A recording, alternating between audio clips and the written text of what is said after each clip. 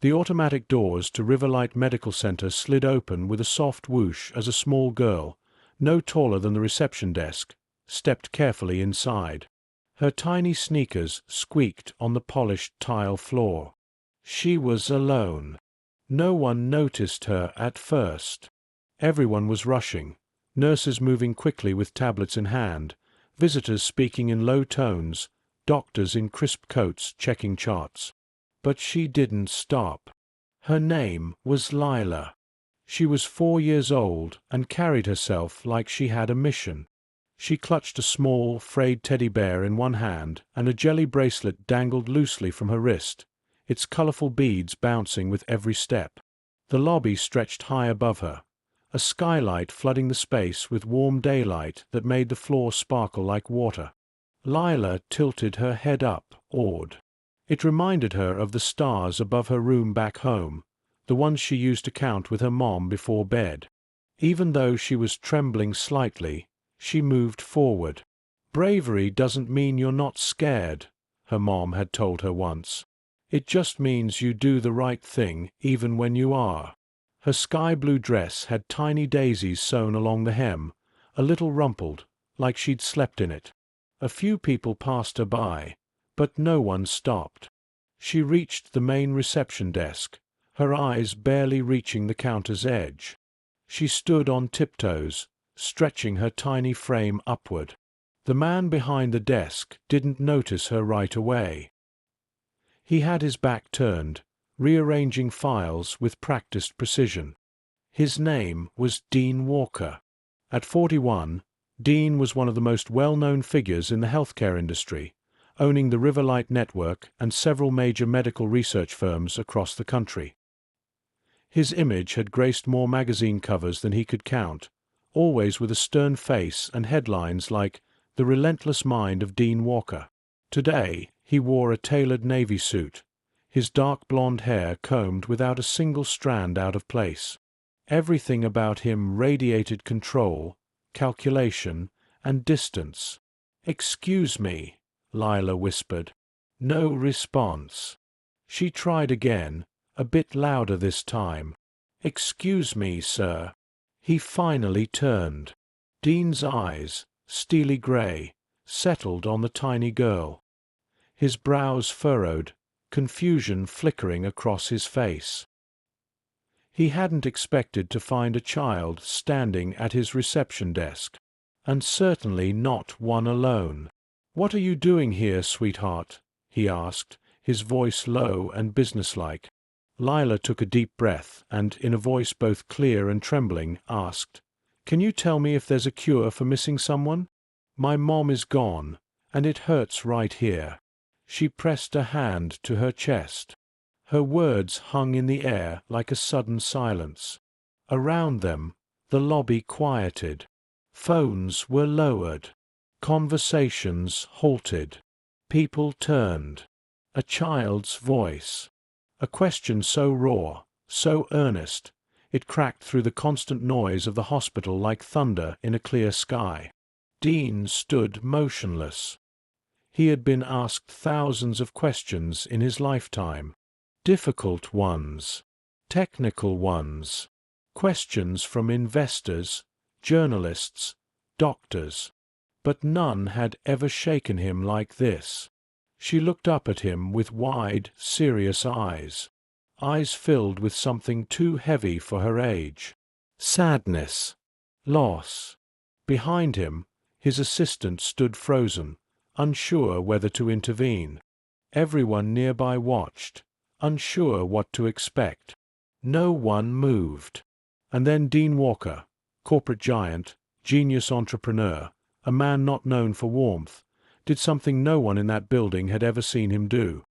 He walked out from behind the counter, and he knelt down. Suddenly, the two of them were face to face. Her little hands, smudged with traces of playground dust, clutched the teddy bear tighter. Dean didn't know why he'd moved. He didn't plan it. It just happened. "What's your name?"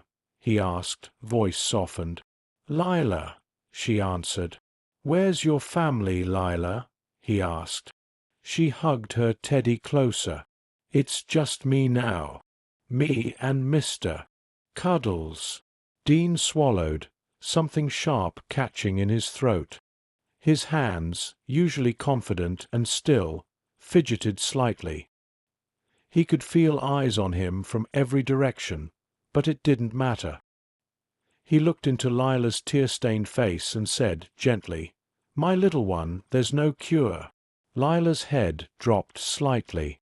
Her lower lip trembled. A single tear slid down her cheek and landed on her dress. Dean felt something crack inside him. He remembered the pain of losing someone, the endless, empty nights, the quiet rooms, the questions with no answers. His voice caught for a moment. Then he continued, lifting Lila's chin so she would look at him. "But there is a remedy," he said. "The love your mom gave you, that never leaves. It stays right here." He placed a hand over her heart. "And you know what else?" Lila shook her head, barely breathing. "Whenever you miss her," Dean said, "look up at the stars. She's there. They sparkle because she's trying to remind you she's still watching." An older nurse nearby turned away quickly, dabbing her eyes with a tissue.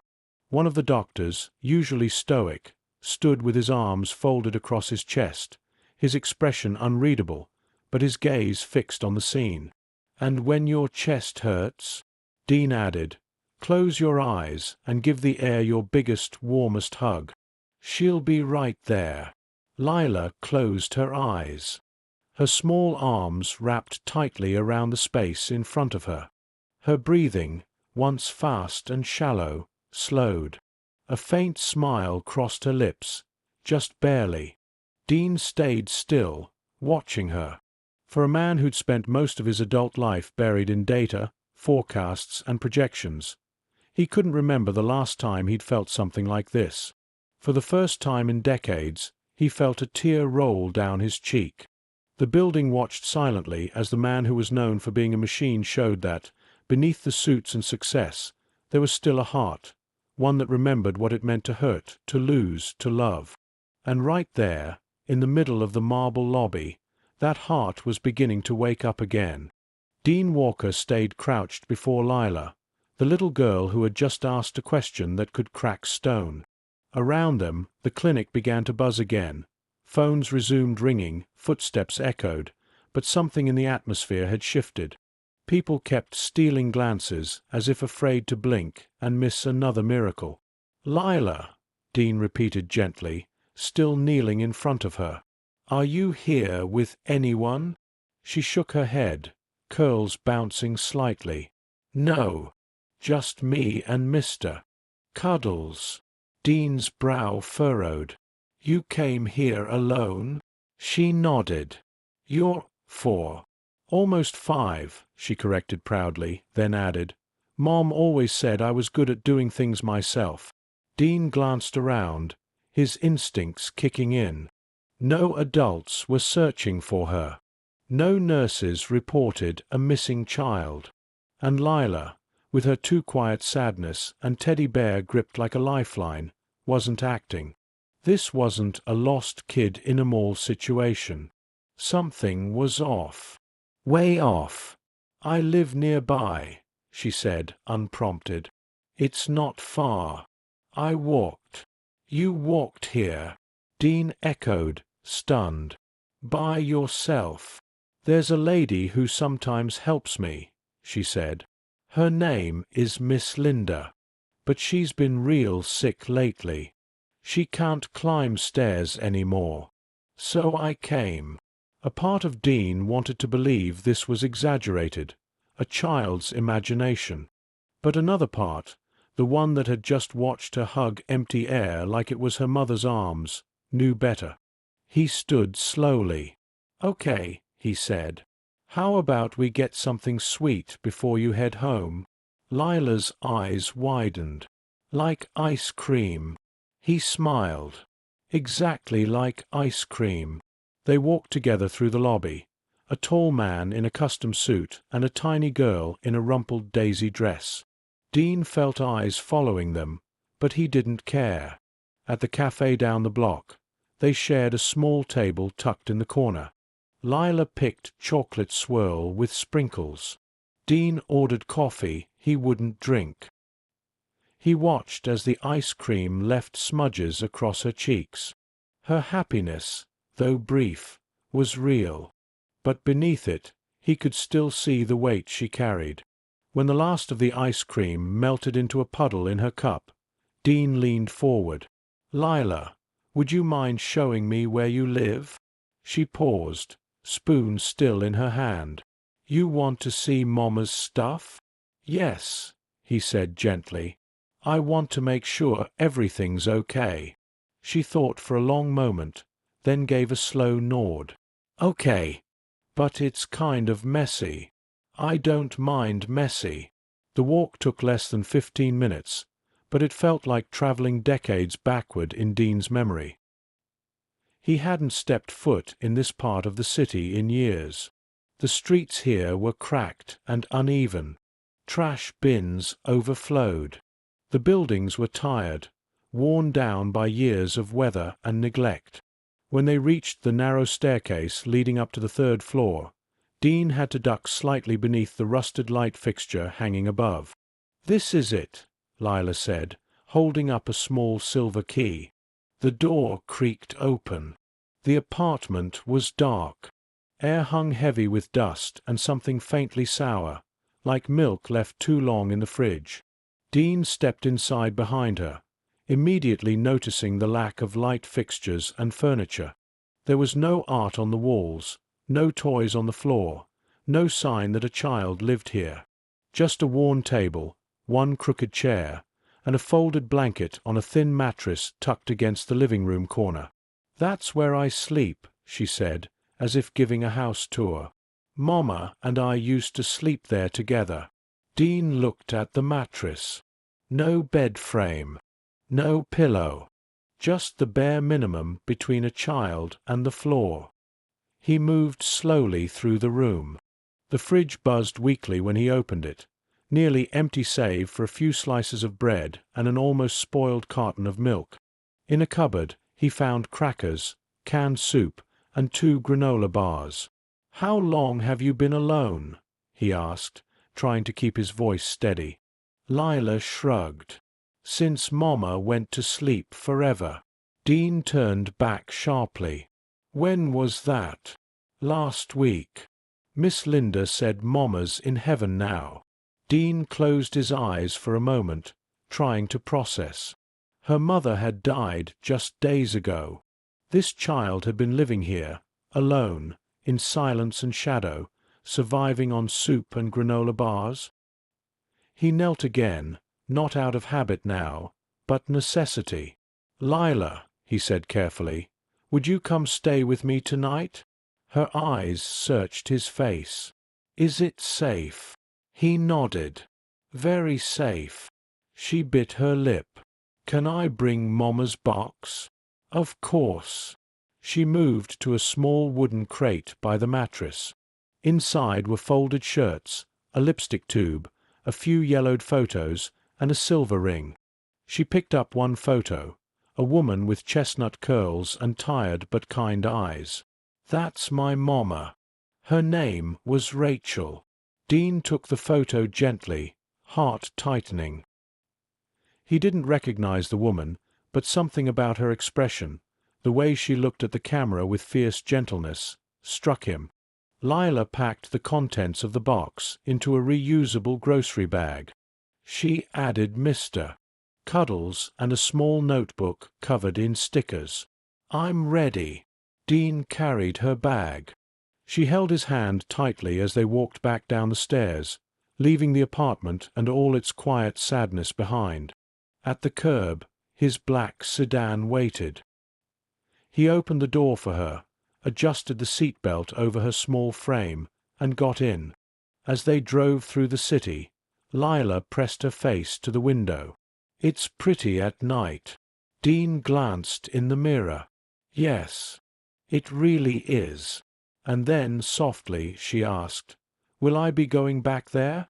Dean gripped the steering wheel tighter. "Not tonight." And in his mind he added, "Not ever, if I can help it." The black sedan glided through the iron gates of Dean Walker's estate, tires humming softly on the long stone driveway. Lila sat wide-eyed in the back seat, her face pressed to the window like it was a movie screen. Her reflection stared back at her, small, tired, but quietly thrilled. Outside, the perfectly trimmed hedges flanked rows of flowers blooming in symmetrical patterns. A marble fountain danced in the center of the circle drive, water glistening under the exterior lights like crushed diamonds. Dean glanced in the rear-view mirror. "We're here," he said, his voice calm but not cold. Lila didn't move. She just stared. The mansion stood in front of her like a storybook castle, tall stone walls, wide windows, lights glowing softly from within. "You live here," she whispered. "I do," Dean replied, getting out of the car and opening her door. "And now you do too." Lila stepped out slowly, holding Mr. Cuddles in one arm and the grocery bag of her belongings in the other.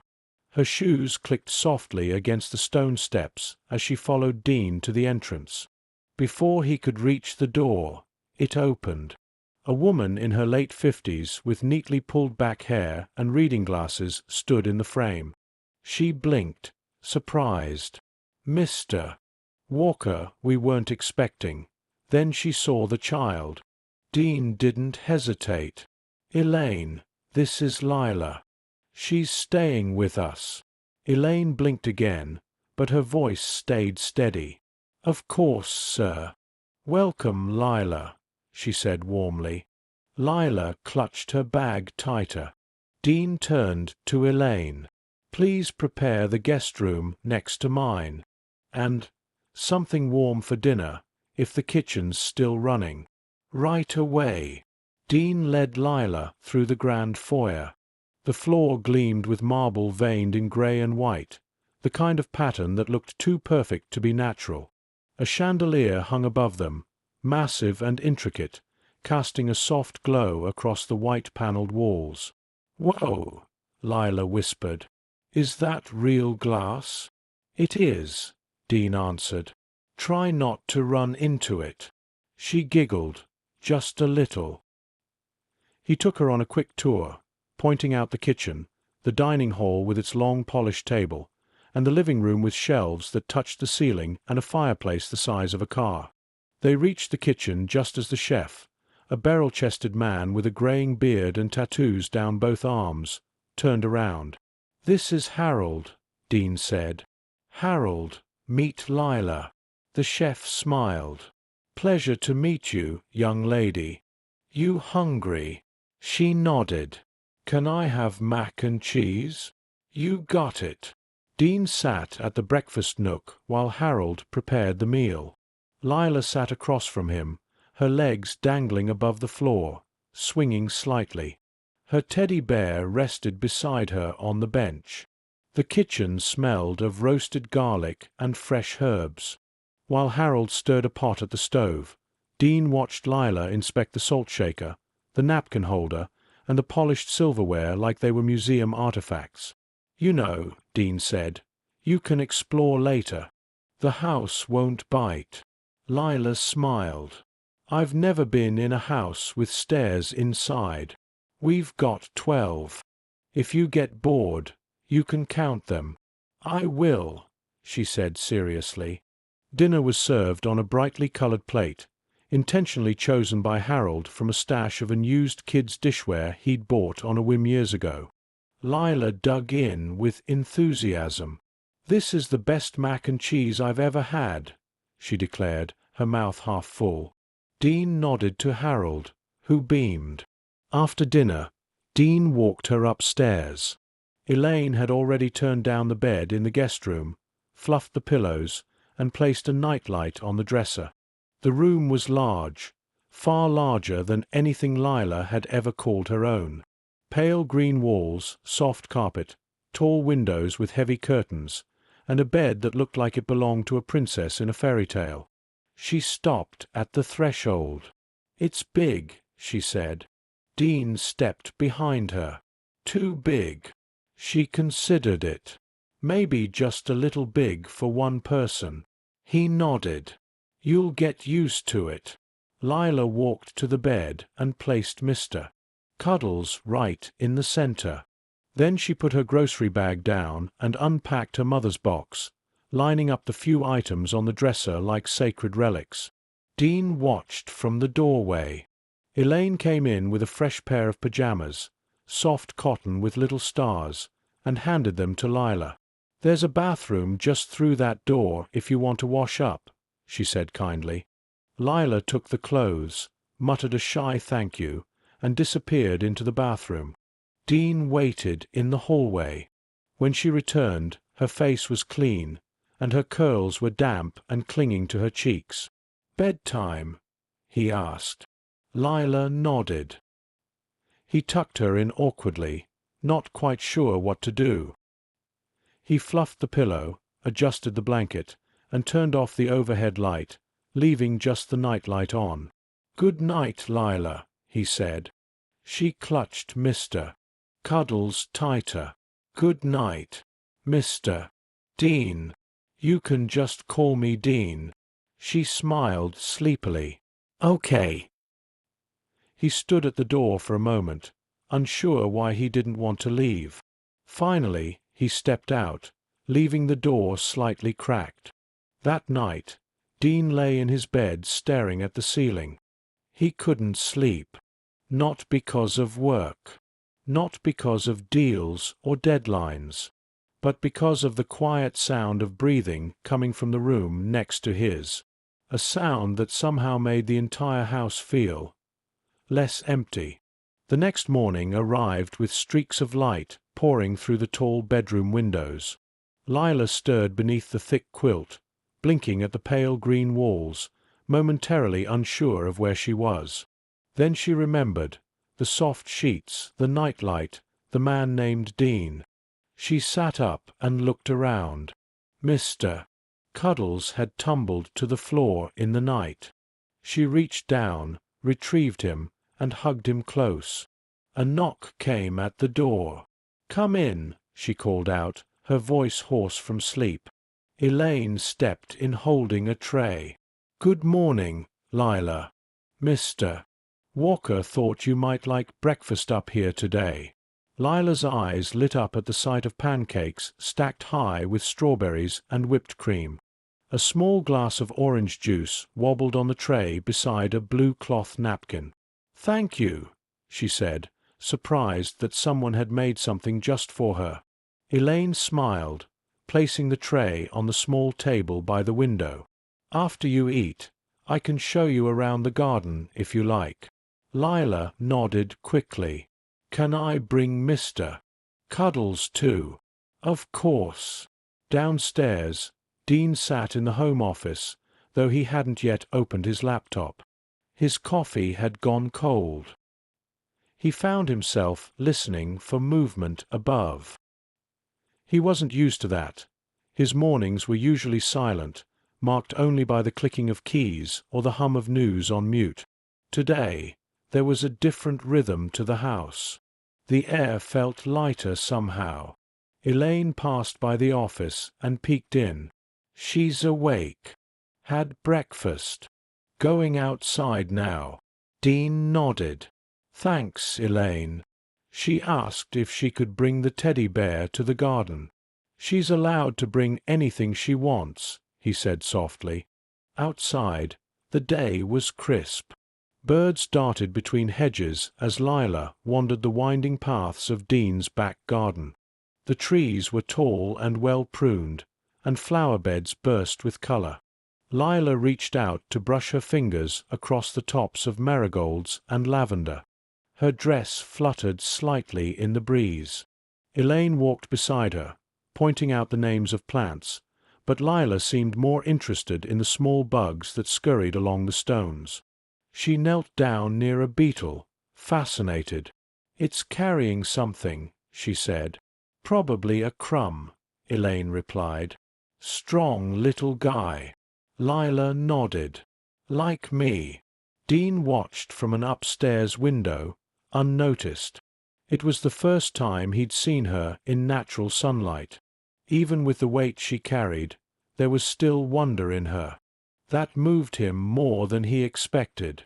Later that afternoon, he cancelled a meeting with his board. "Reschedule," he told his assistant curtly. Something came up. He didn't explain. He didn't need to. Instead, he returned to the library, where Lila was now curled up in a corner with a stack of picture books Elaine had set out. Mr. Cuddles sat beside her. Dean walked in and cleared his throat gently. "Mind if I join you?" he asked. Lila looked up, surprised. "You read?" "Not as much as I should," he admitted, taking a seat across from her. "But I can learn." She scooted over and handed him a book about space explorers and rocket ships. "This one's fun." They spent the next hour flipping pages, voices soft. Lila pointed out her favorite parts, while Dean tried to remember the last time he'd sat still long enough to read aloud. It had been years. At one point, Lila leaned against his arm without thinking. He froze, caught off guard by the tiny gesture. But he didn't move. Her head rested lightly against his sleeve as she flipped the page, completely at ease. That night, dinner was held at the smaller table in the kitchen. Lila sat in her special chair with a booster cushion, Harold serving grilled cheese and tomato soup. "Comfort food," he said. Dean barely touched his own plate. He was too busy watching Lila describe her day, the ladybug that climbed her hand, the funny shape of a cloud that looked like a duck. She spoke slowly at first, then with growing excitement. Her words came more easily when she wasn't being watched too closely. "I think the beetle I found was building a house," she said. "A home," Dean corrected softly. "Like this one." Lila looked at him, thoughtful. "Maybe. But beetles don't get rooms this big." Dean smiled. That night, as bedtime approached, Lila hesitated outside her door. "Is it okay if I sleep with the door open a little?" she asked. "Of course," Dean said. "Whatever makes you feel safe." He tucked her in once again, this time more confidently. He adjusted her blanket, fluffed her pillow, and even remembered to turn on the nightlight. "Good night, Lila." "Good night, Dean." But as he turned to leave, she spoke again. "Wait." He paused in the doorway. "Will you be here in the morning too?" Dean looked back, his voice quiet but sure. "Yes. I'll be here." Lila nodded, visibly reassured. She rolled over, hugging Mr. Cuddles, and soon her breaths deepened into sleep. Dean stood there for another moment before heading back downstairs. He didn't go to the office. He didn't open his laptop. He didn't pour himself a drink. Instead, he sat in the living room in silence. He looked around the house, the pristine walls, the untouched grand piano, the elegant furniture that had never seen a fingerprint. And for the first time, it didn't feel like a museum. It felt like it might become a home. The house was quiet. Too quiet. The grandfather clock in the hallway ticked steadily, its soft rhythm blending with the low hum of the heating system. Dean sat in his study, a stack of paperwork untouched in front of him, his attention drifting with every creak and groan the old mansion made as it settled into the night. It was past midnight. He rubbed his eyes, leaned back in the leather chair, and stared at the ceiling. Something gnawed at him, a feeling he couldn't quite name. Restlessness, maybe, or something deeper. Then he heard it. A scream. High-pitched. Panicked. "Mom!" Dean was on his feet before his chair even stopped spinning. He raced down the hallway, bare feet slapping the floor, heartbeat thundering in his chest. He burst into Lila's room, breath caught in his throat. She was sitting upright, sheets tangled around her legs, arms flailing through the air as if reaching for something, or someone not there. "Mom! Don't go! Please don't go!" Dean rushed to her bedside. "Lila! It's okay. I'm here. You're safe." But she didn't hear him. Her eyes were wide open, but they saw something else. Somewhere else. She kept crying out, caught between a dream and the truth. "Mommy, please wait. I'm coming. Don't leave me." He sat beside her and gently touched her shoulder. "Lila, sweetheart, wake up. It's just a dream." Her body shivered, and then suddenly her eyes found his face. Recognition flickered there, and then the dam broke. She threw herself against his chest, sobbing uncontrollably, fingers gripping his shirt like she was trying to anchor herself to the real world. "I saw her," she whispered between gasps. "She was there. She held my hand. But then she started walking away. I ran and ran, but I couldn't catch her." Dean's arms closed around her instinctively. He didn't think. He didn't reason. He just held her. "I'm here," he murmured. "You're not alone. I've got you." Her cries softened, turning into hiccuped breaths. Her body slowly relaxed in his arms. He didn't let go. They sat there in silence for several minutes. Dean didn't move, didn't speak. He just listened to the small, steady beat of her heart pressed against his chest. Finally, Lila's voice broke the quiet. "Why can't she come back?" Dean closed his eyes. It was the kind of question he had once asked himself 100 times. After the accident, after the funeral, after every sleepless night. "I wish I had an answer for that," he said softly. "I used to ask the same thing." Lila leaned back slightly to look up at him. "Did you lose someone too?" He hesitated, then nodded. "My wife. Her name was Anna. She got sick, and didn't get better." Lila studied his face, her eyes wide with something like understanding. "Is she in the stars too?" "I think so," he whispered. "Just like your mom." Lila rested her head back against him. "I'm scared," she said. "What if you go to the stars too? What if I wake up and you're just gone?" Dean felt the air leave his lungs. The fear in her voice wasn't imagined. It was real. She had already learned how fragile the world could be, and how quickly someone could disappear.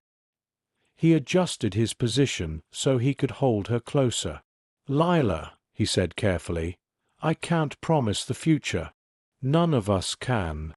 But I can promise this. As long as I'm here, you'll never be alone again. Promise. I promise." They sat there, wrapped in the soft glow of the nightlight, the rest of the house still and quiet once more. Lila's breathing began to slow. Her eyes fluttered closed. "Can I sleep with you tonight?" she asked, barely above a whisper. "Of course," Dean said, brushing her hair from her forehead. He picked her up, blankets and all, and carried her gently to his room. She clutched Mr. Cuddles in one arm and held on to his shirt with the other. Once they were settled under the covers, she curled into his side like she belonged there. "Tell me a story," she mumbled sleepily. "What kind of story?" "A happy one." Dean paused, then started.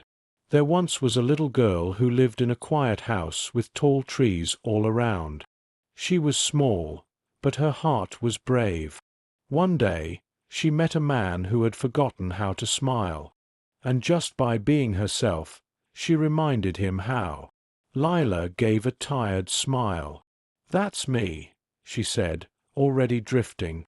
Dean smiled back. Yes, that's you. She fell asleep in his arms, and he stayed awake long after, watching the rise and fall of her small chest, the calm on her face, and realizing, perhaps for the first time, that he wasn't afraid anymore. This wasn't temporary. This wasn't an accident.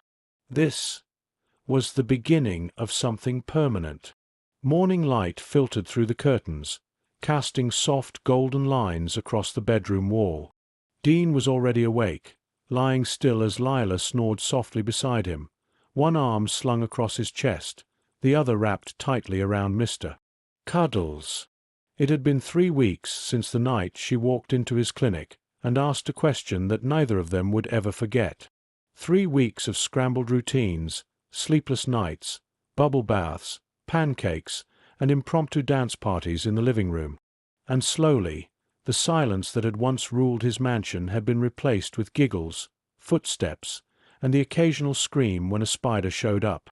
Dean eased himself out of bed, careful not to wake her. He had a phone call to make, one that he'd put off longer than he should have. By the time he reached his office, he already knew the number by heart. Harper Law Group, this is Caroline speaking. Hi, this is Dean Walker. I need to speak with Thomas Harper. 1 moment, please. A brief hold. Then the line clicked.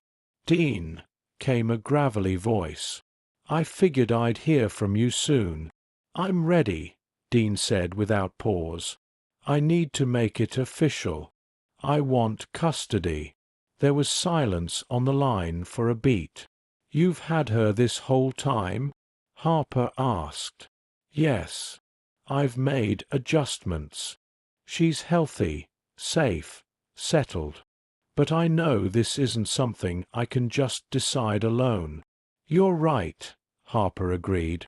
We'll need to run a full background on her mother. See if there's any living family. And you'll need to explain how you ended up with a child outside any court order.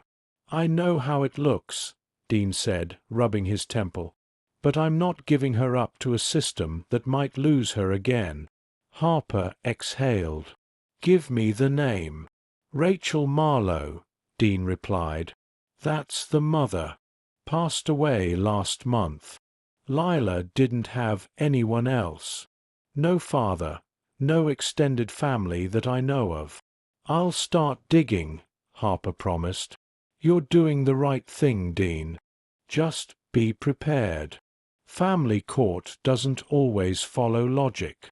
Dean hung up and sat in silence for a long moment. His eyes wandered over the bookshelf, the framed degrees, the old photos of him standing beside CEOs and politicians. All those things felt irrelevant now. What mattered wasn't hanging on a wall. It was upstairs in his bed, sleeping with a teddy bear that had more stitches than stuffing. Later that day, Dean walked past the playroom he had slowly been assembling. A few weeks ago, it had been just a formal sitting area. Now, it was a small universe of plush toys, colorful markers, and books with bent pages and missing covers. Lila sat on the floor, hunched over a sheet of paper, her tongue sticking out in concentration as she colored. She had insisted her stuffed animals needed personalized name tags. Dean smiled and crouched beside her. "What's that one called?" he asked, pointing to a lopsided bear with a green bow tie. "Captain Fuzz," she said proudly. "He runs the group." "Of course he does." Lila tilted her head. "What's your middle name?" Dean blinked. "Middle name? Yeah. You know mine. Lila Rose. You didn't tell me yours yet." "It's James," he said after a pause. "Dean James," she tested the sound. "That's nice." She returned to her coloring. He watched her for a moment, heart swelling with something he couldn't quite put into words. Then, noticing the wooden box tucked beneath the table, he gently pulled it out. Lila looked up. "That's my mom's." "Can I see?" he asked softly. She hesitated, then nodded.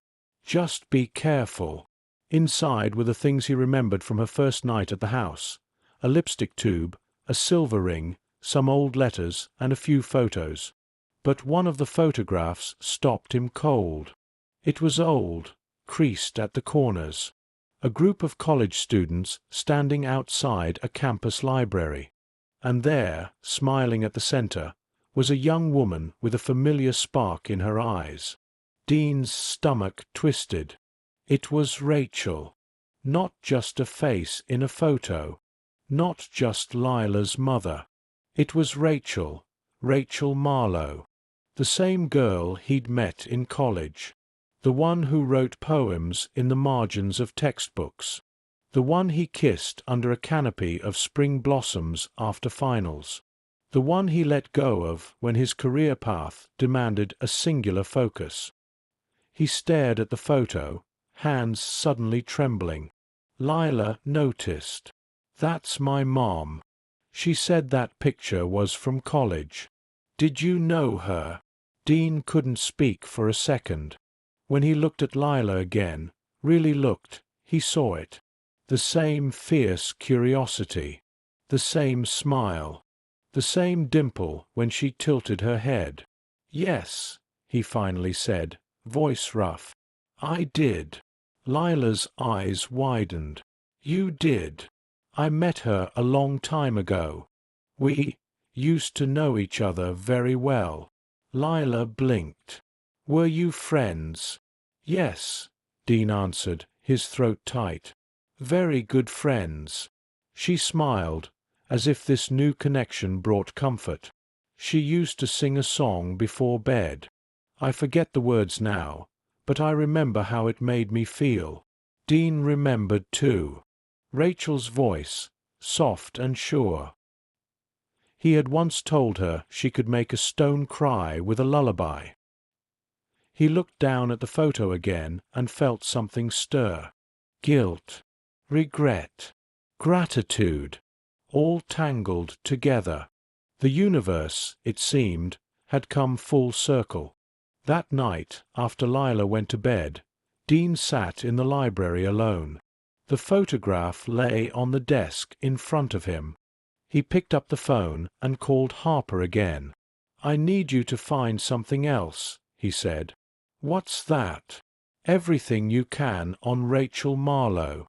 Her records, her work history, her family, if any. I need to know everything." "You think there's more?" "I don't think," Dean said. "I know." He hung up and stared at the picture once more. The past he thought he'd buried had returned, not to haunt him, but maybe to give him one last chance. And this time, he wasn't going to walk away. 3 days later, the report from Harper arrived in a sealed envelope delivered by courier. Dean opened it at his desk, heart already heavy with what he might find. Lila was downstairs with Elaine, building a fort in the living room using every pillow she could reach. Her laughter floated up faintly, a stark contrast to the seriousness on the page in front of him. He flipped through the file, his eyes scanning every line. Rachel Marlowe, no known siblings. Estranged from both parents since her early 20s. Worked 2 part-time jobs, both without health coverage. Her death certificate listed pneumonia as the cause, complicated by untreated infection.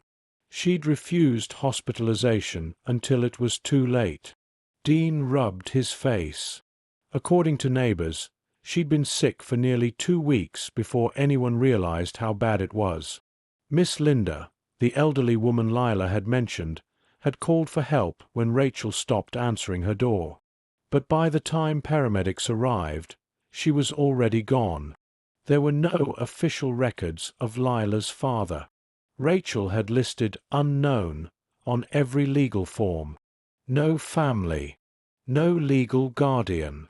No next of kin. Dean leaned back in his chair and exhaled. It meant the path was clearer, but also more fragile. He was the only one standing between Lila and the system didn't forget how things started. He had taken a child home without notifying Child Protective Services. In any other case, that would have triggered investigations, hearings, maybe even charges. Now he had to make it right. He picked up the phone. "Thomas," he said the moment Harper answered, "I want to move forward with the adoption. Officially. No more stalling. No more shortcuts." "I already filed preliminary paperwork," Harper replied. "But we need to prepare. There will be questions. They'll ask why you didn't report her earlier." "Let them," Dean said. "I'll give them the truth." There was a pause. "You're serious," Harper said. "I've never been more." "Then we need to build a case. A solid one. You'll need personal testimony, home inspection, school enrollment, everything. And Dean, they may not see you as the ideal candidate. A single man. No prior experience with children. Busy schedule. No maternal figure in the home." "I've made adjustments," Dean said. "I've shifted my workload. I work from home most days now, and Lila has structure. She has a routine. She has stability. She has love." Harper asked softly. Dean didn't hesitate. "More than I ever thought I was capable of giving." After the call, Dean went downstairs. Lila had constructed a towering cushion fortress in the middle of the den. Blankets draped over chairs and ottomans. Mr. Cuddles sat on a throne made of folded towels. "Pretty impressive," Dean said, hands on his hips. "It's a royal castle," Lila declared. "You're the king. I'm the knight. Shouldn't you be the princess?" She shook her head. "Princesses just sit around.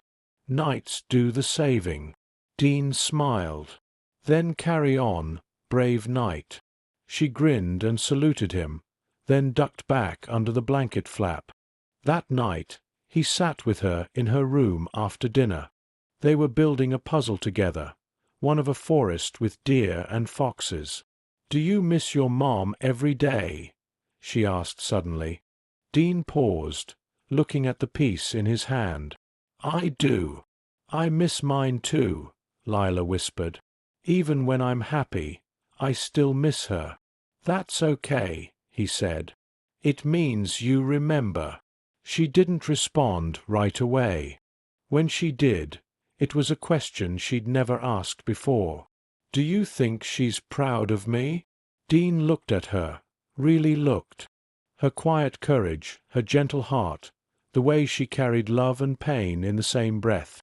"I think she's incredibly proud," he said.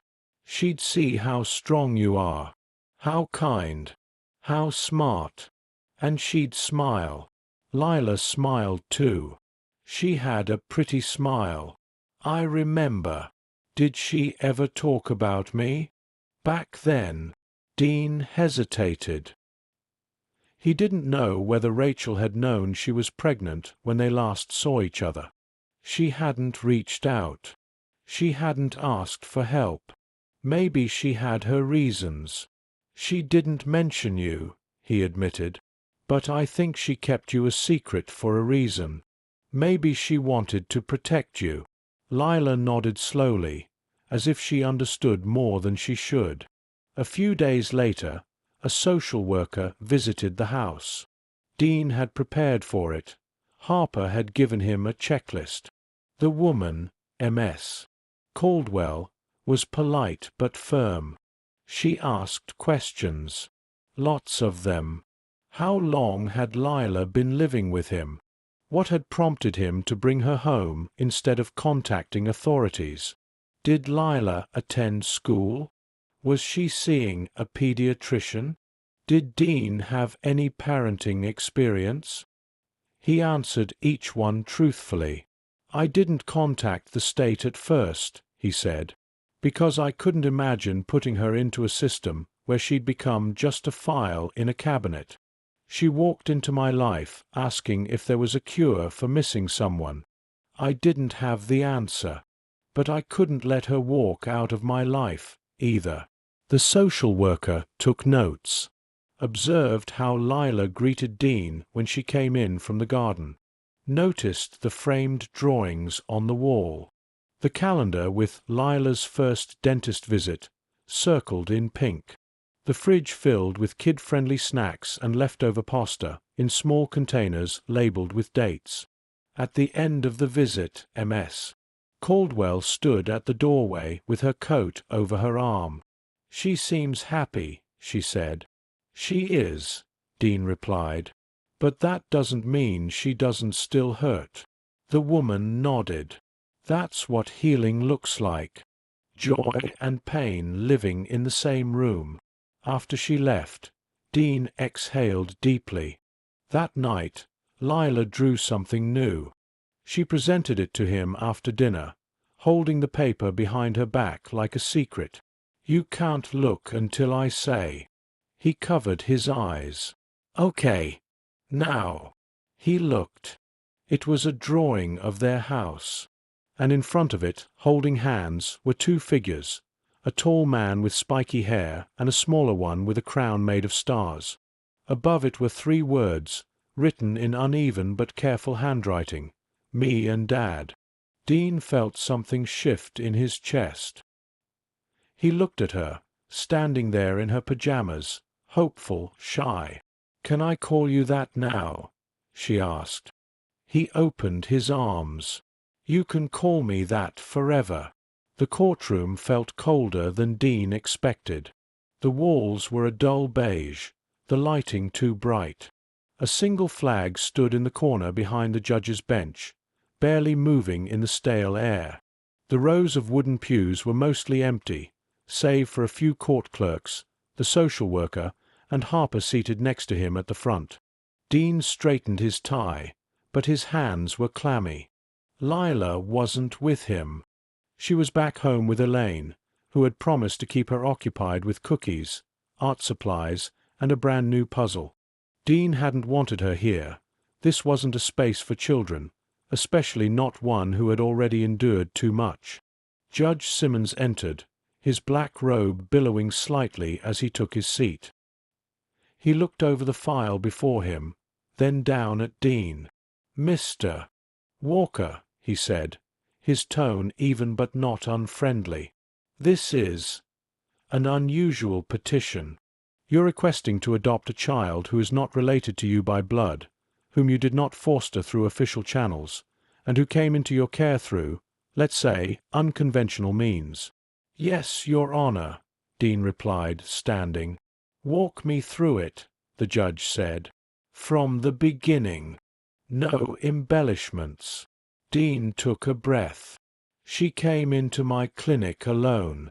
A 4-year-old girl. Walked straight up to the front desk and asked me if there was a cure for missing someone." Judge Simmons raised an eyebrow. "Her name is Lila Marlowe. Her mother had passed away a week before. No one realized she was living alone until she came to me. You didn't report it to Child Services." "No," Dean admitted. "I didn't know what to do. I just knew I couldn't let her go back to an empty apartment." "And you brought her home?"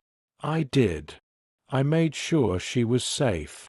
I fed her, got her medical attention, enrolled her in school, and I've been with her every day since." The judge looked down at the papers again. "You're a single man. No spouse. No prior children. Business owner. That's a lot of responsibility to take on overnight."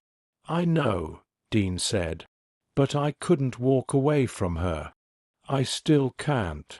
The social worker, Ms. Caldwell, was called next.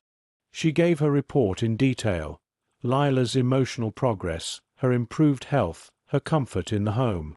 She described the environment as stable, warm, and attentive. She mentioned the photo on the fridge that Lila had drawn, the one that read me and Dad. Then Harper stood. "My client doesn't fit the typical mold," he said. "But love doesn't either. Mr. Walker has altered his life entirely to care for this child. She is thriving. More importantly, she feels safe for the first time in a long while." Judge Simmons leaned back. "And if we look at this through the eyes of the law, Mr. Walker violated a few expectations. But if we look at it through the eyes of a child," he turned to Dean. "Tell me, Mr.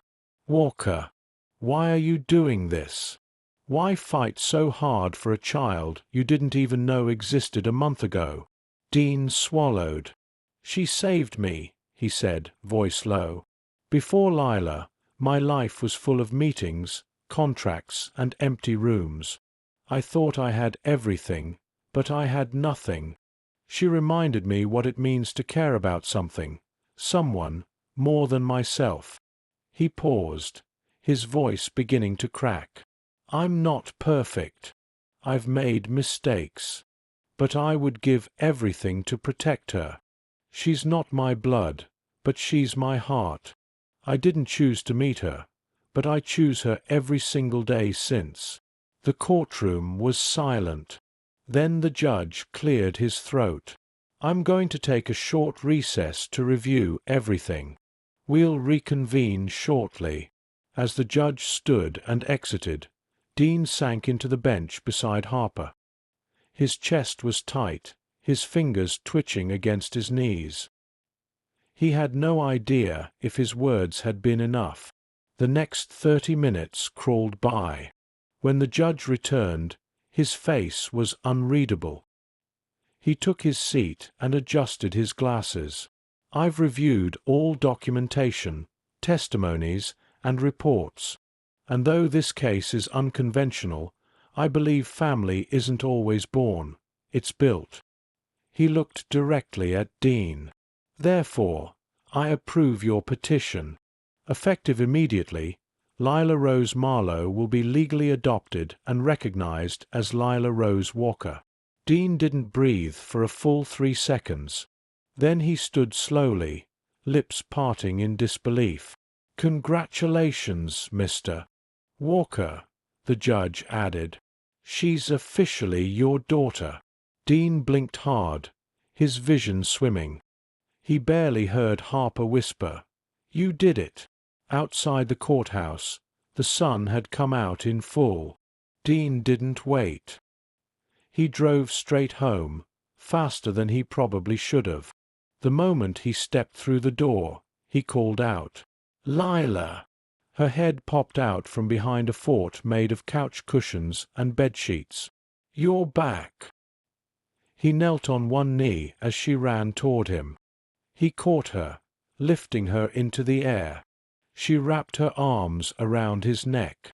"Well," she asked breathlessly, "what did they say?" Dean pulled back, looking into her eyes. "They said yes." Lila blinked. "Really? You're officially Lila Walker now," he said, voice thick with emotion. "And I'm your dad. Forever." A squeal of joy erupted from her lips as she hugged him tighter than ever. Elaine clapped her hands, tears in her eyes. Even Mr. Cuddles was held up like he was celebrating. That night they had pizza in the living room, dancing in pajamas, and made ice cream sundaes for dinner. And as Dean tucked her in, she whispered, "Dad." "Yes. I think Mom's smiling from the stars." Dean kissed her forehead. "I think so too." The days that followed were quieter, but not in the old lonely way. They were filled with the hum of a new routine, the sound of the cereal box being opened too fast, laughter echoing down the staircase, the occasional crash of toy blocks scattering across the floor. For the first time in years, Dean woke each morning with a reason that didn't involve a calendar alert or a profit margin. On Monday, he packed Lila's lunch himself, an uneven peanut butter sandwich, a juice box, a surprise sticky note with a smiley face. She inspected it before slipping it into her backpack and beaming up at him. "This is the best lunch ever," she declared. "You haven't even tasted it," he laughed. "I can tell." At school drop-off, Dean crouched beside her by the entrance. "Remember, stay close to Sophie at recess, okay?" "I always do," Lila replied confidently. "And you know where the nurse's office is if your tummy hurts?" She rolled her eyes, but smiled. "Yes, Dad." The word still startled him, in the best way. He watched her walk through the doors with her backpack bouncing and one braid slightly crooked. Then he exhaled, deeply. That week, he rescheduled 4 board meetings and cancelled 2 flights. His assistant raised an eyebrow but didn't question it. Dean had already made it clear. Family came first now. During evenings they baked cookies, most of which ended up burnt or oddly shaped. They watched cartoons with the subtitles on so Dean could follow along. Lila taught him how to braid doll hair, and he showed her how to tie shoelaces with the bunny ears method. Some nights they just sat together on the couch, her head on his arm, a book between them. Mr. Cuddles often watched from the armrest like a silent chaperone. But even in the calm, Dean noticed the small things. Lila sometimes flinched at loud noises. She occasionally woke up and shuffled into his room without a word, curling up on the edge of the bed. She still asked, "You'll be here in the morning, right?" At least once a week. And once, after a particularly rainy afternoon, she sat by the window holding a picture of Rachel and whispered, "I hope I still remember her when I'm old." Dean didn't answer right away. He sat beside her, took her hand, and said, "You will, because remembering someone doesn't fade, it just changes shape." That Sunday, they spent the morning in the backyard planting herbs. Dean had cleared a small patch of dirt for her, and she had claimed it as her garden kingdom. She wore a floppy sun hat too big for her head and insisted on naming every seedling. The basil was Benji. The mint was Marcia. Dean knelt beside her, his jeans stained with dirt, a grin tugging at the corner of his mouth. "You know you can't eat them yet, right?" "I know," Lila replied. "But they're still mine." Later that day, they visited the bookstore. Lila wandered through the children's section, fingers brushing spines with wonder. Dean followed behind, quietly replacing the ones she knocked over with excitement. She chose a picture book about stars, one about a rabbit looking for his mom, and a beginner's science book about how plants grow. "This one's for Benji and Marcia," she said solemnly. That night, as he read the rabbit story to her before bed, she rested her cheek on his chest. "I like that the bunny kept searching," she said. "I do too," Dean replied. "Because the bunny didn't give up. Neither had she. Neither had he." Later, after she'd fallen asleep, Dean stayed beside her a little longer, watching her breathe. He thought about how far they'd come. He remembered the first night, her tear-streaked face, that trembling question, "Is there a cure for missing someone?" Now, he knew the answer. No, there isn't a cure. But there are remedies, arms to hold you, voices that stay calm when you're scared, someone who checks the closet before bedtime, not because they believe there are monsters, but because you do. That's what healing looks like. And slowly, day by day, they were building something real, something permanent. Not a perfect life, but a shared one. It was a Tuesday afternoon when the knock came. Not loud. Not aggressive, just a calm, steady rapping at the front door. But somehow, it sliced through the warmth of the house like a chill breeze through an open window. Dean was in the kitchen drying dishes when he heard it. Lila was upstairs in her room, humming softly while she painted with watercolors. He wiped his hands and walked to the door. On the other side stood a man in his mid-50s, clean-shaven, dressed in a button shirt, tucked neatly into a pair of worn slacks. He carried a thin leather portfolio, and his expression was careful, neutral but firm. "Mr. Dean Walker?" he asked. "Yes," Dean replied. "My name is Charles Benton. I'm with the Office of Family Services." Dean's chest tightened. "I thought everything was settled," he said. "The adoption paperwork is finalized. The judge gave the ruling weeks ago." The man nodded. "That's correct. But something's come up." Dean's eyes narrowed. "What kind of something? May I come in?" Reluctantly, Dean stepped aside. They moved to the living room. Dean remained standing. Charles sat on the edge of the couch, flipping open his folder. He withdrew a single sheet of paper and handed it over. Dean read the top line, "Petition to contest legal guardianship." It felt like ice poured through his spine. "Who?" "His name is Mark Ryland," Charles said. "He's claiming to be Lila's biological father." Dean's lips parted, but no sound came out. "I'm sorry," Charles continued. "We don't have much information yet. He filed through a legal firm out of state. Says he recently discovered he had a daughter through a DNA database. Apparently, he and Rachel Marlowe dated briefly years ago. He claims he never knew about the child." Dean folded the paper in his hands slowly, carefully, like it might tear if he breathed too hard. "He wants custody?" "He's requesting to establish paternity first," Charles said. "If it's confirmed, he plans to seek visitation, possibly more." Dean sat down, slowly. "I'm not trying to alarm you," Charles added. "But legally, if he proves he's her father, the court will need to assess what's in Lila's best interest again, even if the adoption has already been granted." Dean closed his eyes. "How long do we have?" "The court will likely call a hearing within 2 weeks." When Charles left, Dean sat motionless on the couch. The house around him, once filled with life and music and laughter, now felt still, heavy. That night, he didn't tell Lila. Instead, he sat beside her at bedtime, listening to her talk about how her sunflowers were starting to sprout and how Sophie had a loose tooth and was scared it would fall out during math class. Dean smiled, nodded, responded when she expected him to, but his mind was elsewhere. That night, he barely slept. He sat at his desk with a cup of cold coffee, rereading the document, over and over.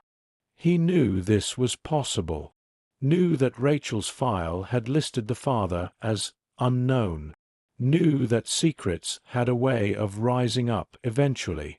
But knowing didn't make it easier. The next morning, he called Harper.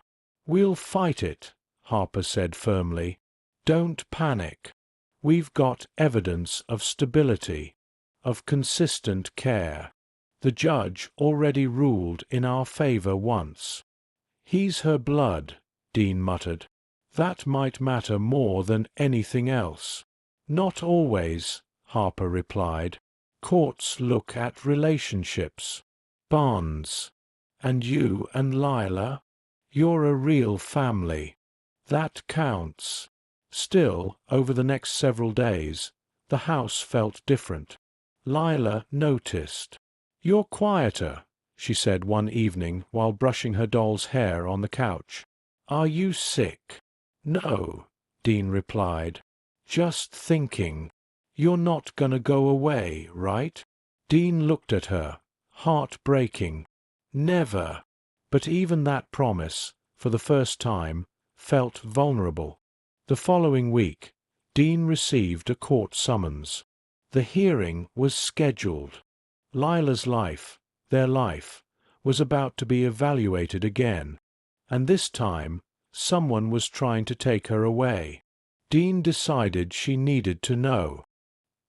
He sat her down after school, at the kitchen table where she always drew after homework.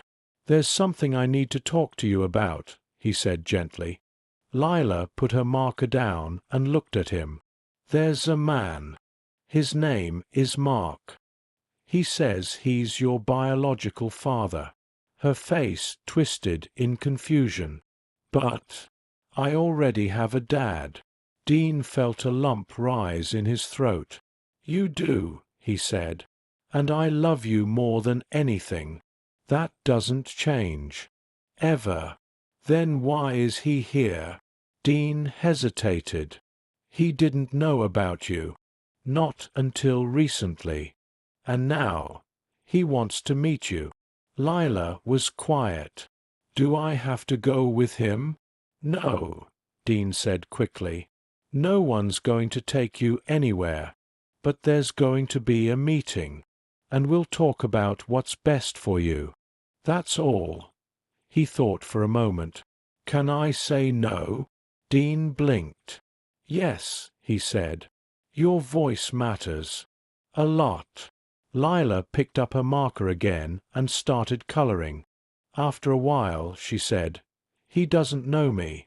But you do. You know that I hate raisins and that I like my sandwich crusts cut off.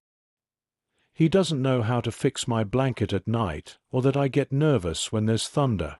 Dean watched her, amazed. "You're right," he whispered. "I want to stay here," she added.